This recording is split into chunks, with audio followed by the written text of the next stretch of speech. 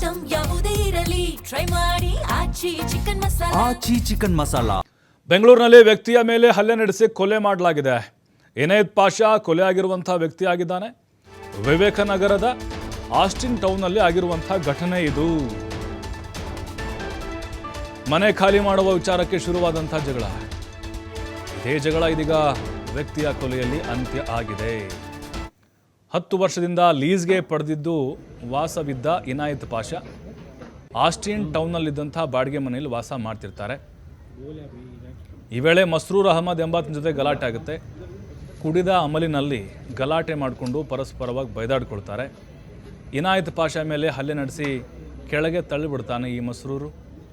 ಈ ವೇಳೆ ಕೆಳಗೆ ಬಿದ್ದು ಸಾವನ್ನಪ್ಪಿದ್ದಾರೆ ಇನಾಯತ್ ಪಾಷಾ. ಸ್ಥಳೀಯರಿಗೆ ಕೆಳಗೆ ಬಿದ್ದು ಇದ್ದಕ್ಕಿದ್ದಂತೆ ಸಾವು ಅಂತ ಈ ಆರೋಪಿ ಹೇಳಿದ್ದ.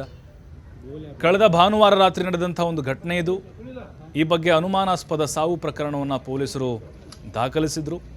2 ದಿನಗಳ ಬಳಿಕ ಕೊಲೆ ಅಂತ ಬೆಳಕಿಗೆ ಬರುತ್ತೆ. ವಿವೇಕನಗರ ಪೊಲೀಸ್ ಠಾಣೆಯಲ್ಲಿ ಕೊಲೆ ಪ್ರಕರಣ ದಾಖಲಾಗಿದೆ. ಆರೋಪಿ ಮಸ್ರೂರ್ ಪತ್ತೆಗೆ ಪೊಲೀಸರು ಶೋಧ ನಡೆಸಿದ್ದಾರೆ. बोला भी